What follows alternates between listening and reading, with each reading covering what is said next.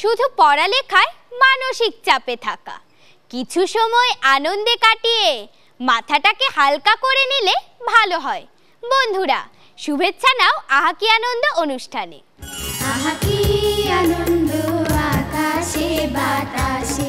যদি বন্ধু হয় তাকে ভালোবাসা যায়, সে যদি হয় রায় বিনোদিনী, তবে তার জন্য কালাচাঁদ হতে দোষ কি?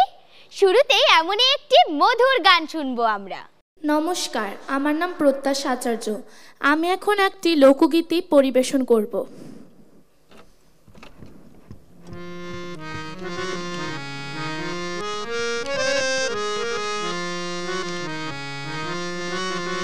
তোরে বানাইয়া রাই বিনোদিনী আমি হব কালাচাঁদ। তোরে বানাইয়া রাই বিনোদিনী আমি হব কালাচাঁদ। ওরে প্রেম কলঙ্কের জ্বালা কত রে, ওরে প্রেম কলঙ্কের জ্বালা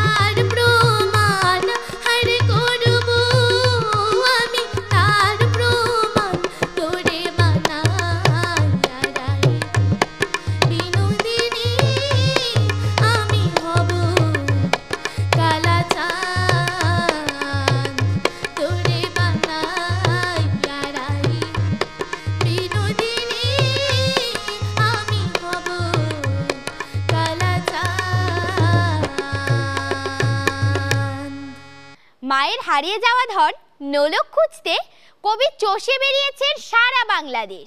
কবির চোখে দেখা সেই সুন্দরের আবৃত্তি আরো সুন্দর করেছে আমাদের বন্ধুরা। আবৃত্তি করছি নোলক, লিখেছেন কবি আল মাহমুদ। আমার মায়ের সোনার নোলক হারিয়ে গেল শেষে, হেথায় খুঁজি কোথায় খুঁজি সারা বাংলাদেশে। নদীর কাছে গিয়েছিলাম, আছে তোমার কাছে? হাত দিও না আমার শরীর ভরা বোয়াল মাছে। বলল কেঁদে তিতাস নদী হরিণ বেড়ের বাঁকে, সাদা পালক বকরা যেথায় পাক ছড়িয়ে থাকে। জল ছাড়িয়ে দল হারিয়ে গেলাম বনের দ্বীপ, সবুজ বনে হরিণ দিয়ে করে রে ঝিকমিক। বনের কাছে এই মিনতি ফিরিয়ে দেবে ভাই, আমার মায়ের গয়না নিয়ে ঘরকে যেতে চাই। কোথায় পাবো তোমার মায়ের হারিয়ে যাওয়ার ধন? আমরা তো সব পাক পাখালি বনের সাধারণ। সবুজ চুলে ফুল পিন্দেছি নোলক পরি না তো, ফুলের গন্ধ চাও যদি না হাত পাতো হাত পাতো। বলে পাহাড় দেখায় তাহার আহার ভরা বুক, হাজার হরিণ পাতার ফাঁকে বাকিয়ে রাখে মুখ। এলিয়ে খোপার রাত্রি এলে ফের বাড়ালাম পা, আমার মায়ের গয়না ছাড়া ঘরকে যাব না। আমার মায়ের গয়না ছাড়া ঘরকে যাব না, ঘরকে যাব না। মন প্রাণ দিয়ে যাকে ভালোবাসা যায়, বড় আঘাত যে তার কাছ থেকেই আসে। এজন্যই লোকে বলে দুধ কলা দিয়ে কাল সাপ পুষেছি।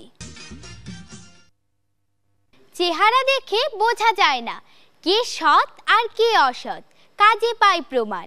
অসতের হয় গলায় দড়ি, সৎ লোকের হয় শুভ পরিণাম। গল্পটা এমনই। আমি মোহাম্মদ ফজলে রাতুল বলছি গল্প শেয়ালের প্রতিশোধ। লিখেছেন শাহজাহান কিবরিয়া। এক বনে বাস করত এক সিংহ। সে ছিল বনের রাজা। রাজা হলে কি হবে, তার কোনো প্রজা নেই। প্রজারা তার অত্যাচারে পালিয়ে বেড়ায়, কেউ কাছে ঘেঁষে না। সিংহের বয়স হয়েছে, সে আর আগের মতো দৌড়ঝাঁপ করে শিকার ধরতে পারে না। ফলে তার এখন দুর্দিন যাচ্ছে, খেয়ে না খেয়ে তার দিন কাটে। একদিন সিংহ একটি বড় বটগাছের নিচে বসে ভাবছিল কিভাবে সহজ শিকার ধরা যায়। তখনই তার সামনে দিয়ে একটি শিয়াল দৌড়ে পালিয়ে গেল। সিংহ শিয়ালকে ডেকে বলল, ওরে পালাস নে, একটু কাছে আয়, দুটো সুখ দুঃখের কথা বলি। শিয়াল দূর থেকে বলে, মহারাজ আপনার কাছে কেউ গেলে আর ফেরত আসে না। আমার বয়স কম, দুনিয়ার কিছুই দেখা হয়নি, এত সকাল মরবার ইচ্ছা আমার নেই। সিংহ শিয়ালটির দিকে তাকিয়ে ভাবল শিয়ালটি একেবারে রোগা, তাকে খেলে তার পেট ভরবে না। সিংহ জানে প্রাণীদের মধ্যে শেয়ালের বুদ্ধি সবচেয়ে বেশি। ওর বুদ্ধি যদি আমি কাজে লাগাতে পারি তাহলে বেশ হয়। সিংহ শেয়ালকে বলল, দেখ তোর আছে বুদ্ধি আর আমার আছে বল। বুদ্ধি আর বল এক হলে বিশ্ব জয় করা যাবে। তোকে আমার মন্ত্রী বানাবো। মন্ত্রী হবার লোভে শিয়ালের চোখ চকচক করে উঠল। রাজার সঙ্গে থাকলে সেও শিকারের ভাগ পাবে, তাকে আর মুরগি চুরি করতে গিয়ে গণপিটুনি খেতে হবে না। শিয়াল জানে মন্ত্রীর কাজ খুবই সহজ, শুধু রাজার ইচ্ছা পূরণ করা। রাজা যা শুনলে খুশি হবে তাই তাকে বলা। মন্ত্রীর নিজের কোনো ইচ্ছা বা অনিচ্ছা নেই, একটু উল্টাপাল্টা হলেই বিপদ। আর রাজা যদি অত্যাচারী হয় তাহলে আরও বড় বিপদ। শিয়াল বলল, মহারাজ আমাকে কি কাজ করতে হবে? সিংহ বলল, আমাকে সব সময় খুশি রাখাই তোমার কাজ। তুমি প্রত্যেক দিন একটি করে পশু আমার জন্য ধরে নিয়ে আসবে। পশুরা তো আর এমনি এমনি আমার কাছে আসতে চাইবে না, তাই তাদেরকে একটু বুদ্ধি খাটিয়ে আমার কাছে নিয়ে আসবে, আর যাদের সঙ্গে জোরে পারবে না তাদের ঠিকানা আমাকে দেবে। আমি গভীর রাতে যেয়ে ওদের ঘাড় মোটকে খাবো। এভাবে শিয়াল প্রতিদিন একটি করে পশু সিংহের জন্য চালাকি করে ধরে নিয়ে আসতো, আর যাদের সঙ্গে জোরে পারতো না তাদের ঠিকানা সিংহকে বলে দিত। সিংহ চুপি চুপি যেয়ে ওদের ঘাড় মোটকে খেত। এভাবে সিংহ আর শেয়ালের ভালোই দিন কাটতে লাগলো। নিয়মিত খাদ্য পেয়ে সিংহ তার হারানো স্বাস্থ্য ফেরত পেল এবং নিয়মিত শিকারের ভাগ পেয়ে শিয়ালও বেশ মোটা সোটা হয়ে উঠল। একদিন সিংহ শিয়ালকে বলল, কিরে বেটা, বেশ তো নাদুস নুদুস হয়েছিস, আর তোকে খেলে কেমন হয়? সিংহের কথা শেষ না হতেই শিয়াল এক লাফে জঙ্গলে পালিয়ে গেল। সিংহ শিয়ালকে উদ্দেশ্য করে বলল, কিরে, আর কতদিন পালিয়ে থাকবি? আমার কাছে তো তোকে একদিন আসতেই হবে। সিংহের গায়ে এখন অনেক জোর, সে প্রতিদিন একটি করে পশু এনে একা একা খায়, আর শিয়াল বনের মধ্যে পালিয়ে বেড়ায়। তার ভয় এই বুঝি সিংহ এসে তাকে ধরে ফেললো, তাই ভয় পেয়ে সে বনের অনেক গভীরে চলে যায়। সে একদিন বনের মধ্যে ঘুরতে ঘুরতে একটি কুয়োর ধারে এসে পড়ল। সে কুয়োর মধ্যে উঁকি মেরে দেখলো যে পানিতে তার ছায়া পড়ছে এবং অবিকল তারই মতন দেখতে। সে নিজের চেহারা খুব ভালো করে দেখে নিল। তারপর সে কুয়োর পাড় থেকে নিচে লাফিয়ে পড়ে বলল, ইউরেকা, পেয়েছি পেয়েছি, আর কোনো চিন্তা নেই, এইবার বেটাকে জব্দ করব। শিয়াল মহা আনন্দে সিংহের কাছে গেল। সিংহ হুঙ্কার দিয়ে বলল, কিরে, বলেছিলাম না আমার কাছে তোকে একদিন আসতেই হবে? আজ আর শিকারে যাব না, তোকে দেই পেট ভরাবো। শিয়াল হাত জোর করে বলল, মহারাজ, আপনি মা বাপ, আপনার পেটে যাওয়া ভাগ্যের ব্যাপার, কিন্তু একটা বিপদ হয়েছে। সিংহ বলল, আমি থাকতে আবার কিসের বিপদ? শিয়াল বলল, হুজুর, আমরা জানি আপনি হচ্ছেন আমাদের এই বনের একমাত্র রাজা, কিন্তু আরেকটি সিংহ এসে দাবি করছে সেই বনের রাজা। সে এখন আমাকে খেতে চায়, এখন আমি কার পেটে যাই? শিয়ালের কথা শুনে সিংহ ভীষণ ক্ষেপে গেল। সিংহ রেগে বলল, কিরে, আমি হচ্ছি এই বনের একমাত্র রাজা, কার এত সাহস যে আমার বনে রাজা হতে চায়?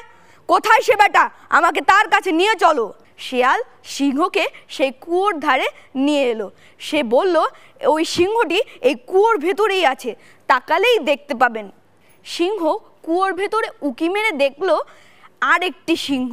সে রেগে ভীষণ গর্জন করলো। তার সেই গর্জন প্রতিধ্বনিত হয়ে আবার বাইরে এলো। সে ভাবলো আরেকটি সিংহ তাকে ধমক দিচ্ছে, তাই সে কুয়োর ভেতরে লাফিয়ে পড়ল। সে আর কুয়োর ভেতর থেকে উপরে উঠতে পারল না। অত্যাচারীদের পরিণতি এমনটাই হয়, একবার পথ হারালে আর লোক সমাজে ফেরত আসতে পারে না। সবাইকে ধন্যবাদ। বাহির দেখি অন্তর দেখি না, জানি না কোনটা সত্যি কোনটা ঠিক, এমনটাই ঘটে, তার নাম ম্যাজিক। সবাই মিলে চলো ম্যাজিকের আনন্দ নিই। বন্ধুরা, তোমরা সবাই কেমন আছো?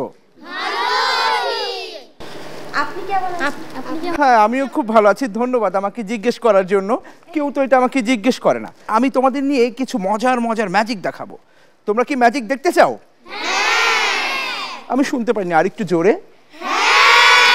ঠিক আছে, তাহলে চলো আমরা একটা মজার ম্যাজিক দেখি। যেহেতু আমরা অনেক আনন্দ করলাম এইখানে, আর একটু আনন্দে আমরা ভেসে যাই। দেখো, আমার কাছে একটা খালি ঝুড়ি দেখতে পাচ্ছ? এখানে কিছু আছে? কিছু কিন্তু নেই। আচ্ছা, আমি যেটা করতে পারি সেটা হচ্ছে, আমার কাছে একটা রুমাল দেখতে পাচ্ছ না, একদম খালি, আমি এটা দিয়ে সুন্দরভাবে এখানে ঢেকে দিলাম। কিছু কিন্তু নেই, তাই না? আচ্ছা, আমি যখন 1 2 3 বলবো, তোমরা সবাই এখানে হাতটা এইভাবে তোলো হালকা করে। হ্যাঁ, 1 2 3 বলবো, এখানে ছুঁড়ে মারবে, কেমন? আর দেখবে এখানে কি হয়ে যায়। আমি এটা ঢেকে দিলাম এবং আমি এটা ধরলাম। সবাই রেডি? 1 2 3, ছুঁড়ে মারো। হু, এখানে ফুল চলে এসেছে।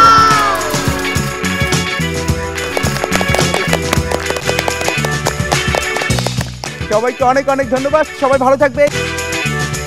গ্রাম বাংলার আনাচে কানাচে পল্লীর কিশোরী বন্ধুরা কলসি কাঁখে নিচে নিচে জলানিল জ্ঞান, যাচ্ছে তাই ঘটে যেতে পারে। আষাঢ় মাসের বেহাল দশা নিয়ে এবারের গান।